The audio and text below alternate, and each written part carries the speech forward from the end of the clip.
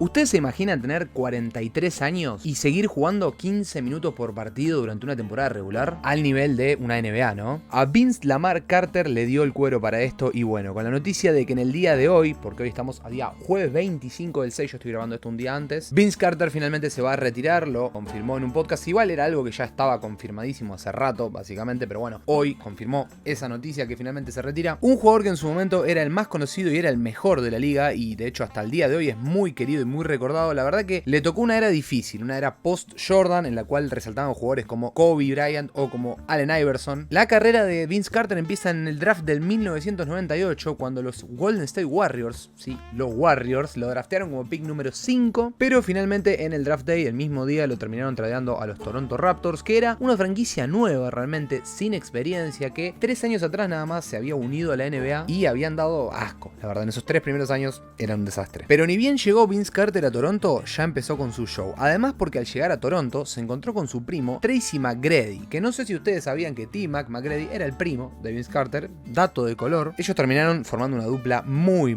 icónica y de hecho, con la llegada de Vince Carter al equipo, según Forbes, el valor de la franquicia de los Raptors se dobló. Empezaban a cotizar un poquito más. Los partidos de los Raptors empezaban a ser televisados, porque literalmente, como les digo, era un show verlos jugar. Y de hecho, durante los años 2000, 2001 y 2002, los Toronto Raptors lideraron la tabla de cantidad de gente llevada a los partidos. O sea, era una locura por un equipo nuevo que tenía nada más 3-4 años de existencia y estaban llevando más gente que los Lakers, por ejemplo. Vince Carter tenía la particularidad de ser un escolta alero que era realmente muy bueno tripleando, pero además tenía una capacidad única para entrar y volcarla en la cara de cualquier gigante de la época. Recordemos que en esa época jugaban grandes jugadores como Tim Duncan, Dirk Nowitzki o Shaquille O'Neal, y además Vince como base era muy bueno. Las 6 primeras temporadas y media las tuvo en Toronto, donde terminó promediando 23,7 puntos, 5,2 rebotes, 3,9 asistencias, 1,3 robos y un bloqueo por partido, y terminó teniendo 39% en conversión de triples y 79% en libres. Sumado a esto, en ese periodo Vince terminó llevándose el Rookie del año de 1999 y además se llevó el Slam Dunk Contest del año 2000, con esto que vamos a ver a continuación.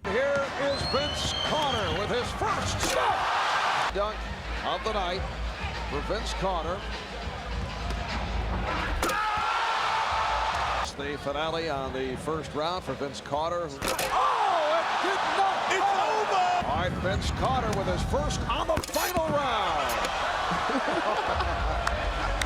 Se cree que Vince es el mejor dunker de la historia de la NBA. De hecho, su apodo es Air Canada. Air porque se mantenía en el aire y Canadá porque es donde se hizo conocido, básicamente, en Canadá, en Toronto. Hay quienes dirán que sí, otros dirán que no lo es el mejor dunker de la historia. Lo que no se puede discutir es que en ese año se vio el mejor dunk contest de la historia. El del año 2000 hubo un show único de Vince Carter. Inclusive vean esta entrevista en la cual le preguntan a Kobe Bryant, estando en el prime, ¿quién sería el mejor dunker de la historia? In the prime of all those players' careers, who wins a dunk contest?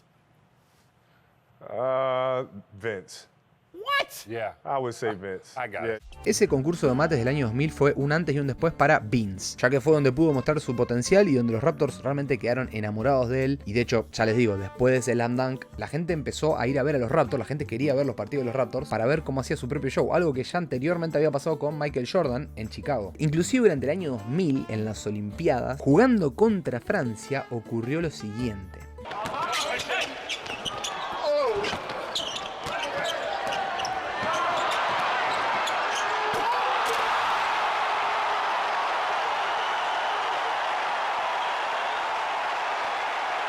Le Dunk de la Mort, The Dunk of Death, el Dunk de la Muerte. Vince Carter saltó a Frederick Weiss, que mide 2,18 metros, una locura. Esto fue otro de los grandes hits realmente de la carrera de Vince. Si bien el partido ya estaba medio cocinado, Lan quedó recordadísimo por lo que saltó ese tipo. Bueno, después de esa temporada del 2000 en la cual Vince terminó teniendo un nombre tremendo, llega el 2001, en donde los Raptors llegaron a playoff y Vince terminó teniendo su mejor promedio en los Toronto. Sacó 27,3 puntos, 6,5 rebotes, 4,7 asistencias, 1,7 robos, 1,7 bloqueos. Y la verdad que esos Raptors prometían mucho, pero llegaron hasta segunda ronda nada más, después de perder en un Game 7 contra los poderosos Sixers de Iverson, que la verdad también venían en alza. De hecho, ese partido lo pudo haber ganado Vince Carter en el último tiro, y dicho de sus palabras, este partido me atormentó mucho, hasta el día de hoy lo sufro y lo recuerdo, porque podría haberlo ganado yo. Por desgracia, después de esa fantástica temporada empezaron las lesiones, se perdieron muchísimos partidos, y además había un gran problema porque Vince estaba descontento con la dirigencia. Supuestamente, la dirigencia de los Raptors no quería mejorar el equipo, quería seguir manteniendo los mismos. Claramente con ese equipo no iban a lograr un campeonato y Vince, él quería apostar a ganar un anillo justamente. Pero bueno, se ve que la dirigencia no lo ayudaba. Por eso es que en el año 2004 decide irse a los New Jersey Nets y después de esto, cada vez que pisaba el Jurassic Park, la cancha de los Toronto Raptors, los fans de los Toronto lo chiflaban, lo abucheaban a más no poder y todo eso ocurrió durante varios años hasta que, después les voy a contar otra historia. Para cuando llegó Vince Carter a los New Jersey Nets, piensen que los Nets venían de ser finalistas 2 años seguidos, por lo que si encima llega una de las mayores superestrellas del momento, que venía promediando 25 puntos por partido, iba a ser un anillo asegurado. Pero como pasa a veces, no terminó funcionando. En ese equipo estaban Richard Jefferson y Jason Kidd acompañándolo y bueno, los playoffs de hecho terminaron perdiendo en primera o segunda ronda a lo largo de esos años. Y aparte tengamos en cuenta que en el este se había complicado la cosa porque había llegado D-Wade a los Heat, había llegado LeBron a Cleveland y bueno,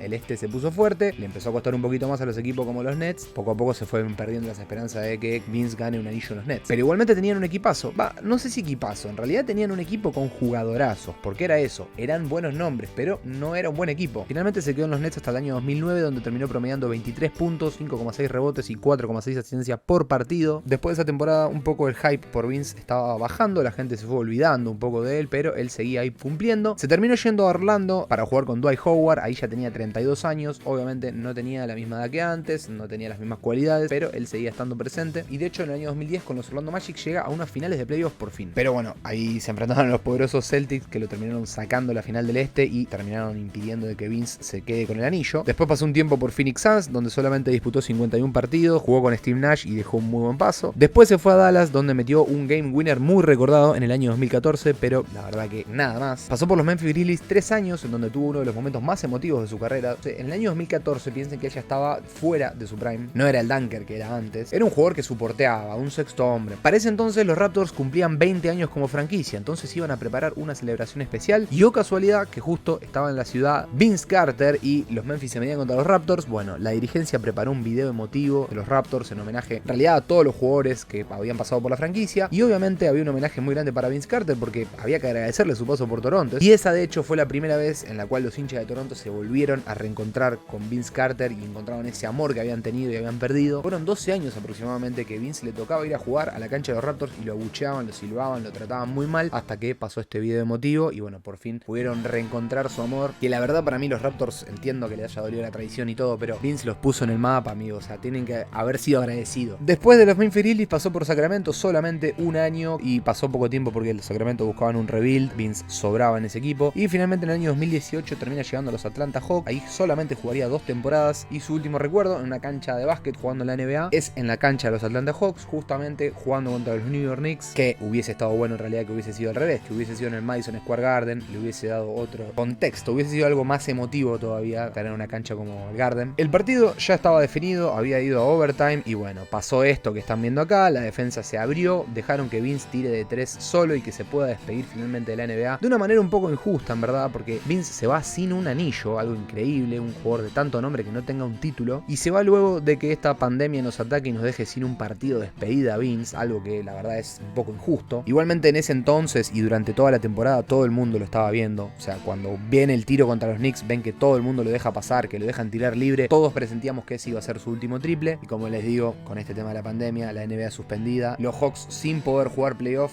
es casi imposible que Vince pueda jugar al básquet, por eso es que decidió poner fin a su carrera. Y ahora vamos a hablar de algo muy importante. Vince Carter, ¿está sobrevalorado o está infravalorado? Pongámonos a pensar, en todos los clubes donde él fue, se fue porque se enojaba con la dirigencia, él decía que no tenía un equipo competitivo, se terminaba peleando con sus propios compañeros y mismo con la hinchada. Otro dato es que él solamente apareció en 2 ocasiones en el mejor equipo de la NBA de la temporada. La primera vez lo hizo como tercer mejor equipo en la 99-2000 y la segunda vez como segundo mejor equipo en la temporada 2000-2001. Vince Carter, por más nombre que tenga, nunca fue elegido en el mejor equipo de la NBA de una temporada. Un dato más, es el único jugador en jugar durante 4 décadas y es un jugador que durante 3 décadas promedió 20 puntos por partido. Pero siendo sinceros, el hype y el nivel competitivo que tuvo Vince se vio reflejado hasta su segunda o tercera temporada en los Nets. Después terminó bajando muchísimo su rendimiento. Ni hablar de que lo más lejos que llegó con un equipo fue a una final de conferencia en la cual perdió. Ni siquiera llegó a pisar un The Finals. O sea, esto lo tira bastante abajo hablando de títulos a Vince Carter, referido a otros jugadores obviamente. Creo que igualmente lo que más remarcó a Vince durante toda su carrera es su problema defensivo. Si bien era un jugador y un anotador muy agresivo, su manera de jugar la verdad que no ayudaba a que el equipo gane. Él no defendía bien y no es por comparar, pero pongamos el caso de Michael Jordan o Kobe, que para muchos son son 2 de los mejores 3 de toda la historia de la NBA. Los dos eran terribles anotadores y también eran muy buenos defensores. Vince, en cambio, nunca logró meterse en un equipo defensivo del año y sinceramente Vince tenía la elasticidad como para poder convertirse en un buen defensor, pero nunca se lo tomó muy en serio él, que eso fue algo que a Vince se le hizo notar mucho, sus problemas defensivos. Muchas veces se lo acusó y se lo maltrató de que no sabía defender, pero cuando se hace un repaso por su carrera es imposible no remarcar esto, porque la verdad es un punto muy débil para él. Otra cosa es que nunca ganó un MVP, por ejemplo, como si le sucedió a Allen Iverson, que era el competidor máximo que él tenía por esos años. Y acá viene el dilema más grande: si uno tuviese que arrancar una franquicia en esa época, ¿a quién elegirías? ¿Lo elegirías a Vince Carter teniendo jugadores como por ejemplo McGrady, O'Neal, LeBron, Kobe o mismo Allen Iverson? En lo que es el básquet del 2000 hubo muchísima competencia y por eso es que también Vince se le complicó y no terminó ganando tanto nombre como seguramente lo haya merecido. Pero vuelvo a preguntar lo mismo: si ustedes tendrían que arrancar una franquicia de cero, ¿lo elegirían a Vince Carter como el jugador franquicia? Eso también da mucho que hablar. Pero ojo, yo no le saco mérito a Vince. La verdad que es un jugador único, histórico, que de hecho mucha gente lo considera Hall of Famer. Es una persona que en los años 2000 fue muy nombrado, como bien dije, hizo que la gente que no estaba interesada en el deporte empiece a mirar el básquet y lo empiece a ver como un show, por lo espectacular que era el chabón saltando y volcándola en los partidos. De hecho, si ustedes pueden, les recomiendo que miren en Netflix un documental que hay sobre Vince Carter, The Carter Effect se llama. Es buenísimo, o sea, es algo que habla de básquet en Netflix. Tienen que haberlo visto y si no lo vieron se lo recomiendo muchísimo porque les van a dar mucho más detalle de lo que yo les hablé en el día de hoy y van a ver de hecho el impacto que causó Vince en la NBA y en Toronto más específicamente. La verdad que Vince no estuvo en grandes equipos de nombre como fueron los Lakers, los Celtics o mismo los Warriors hoy por hoy, donde podría la verdad haber llegado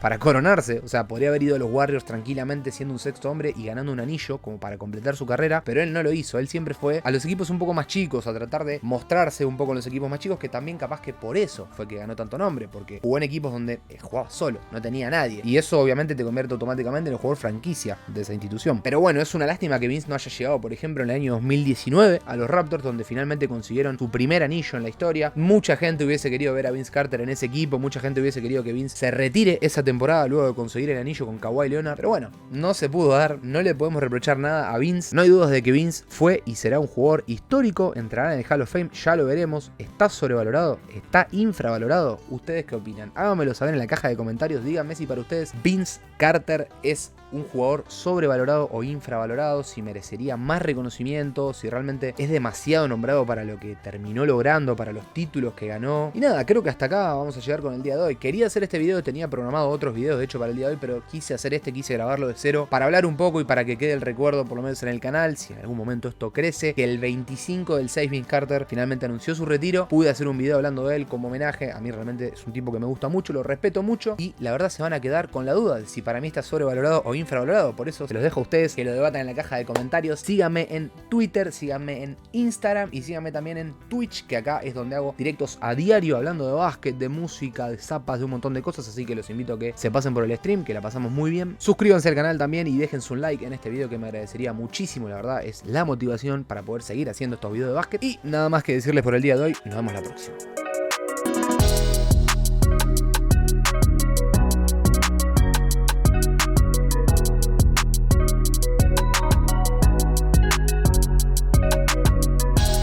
Si llegaste hasta este momento del video, quiero que sepas que el gorrito me lo puse porque tenía un desastre y un asco en el pelo. No es de ridículo que me lo puse, es por eso nada más. Nada, gracias.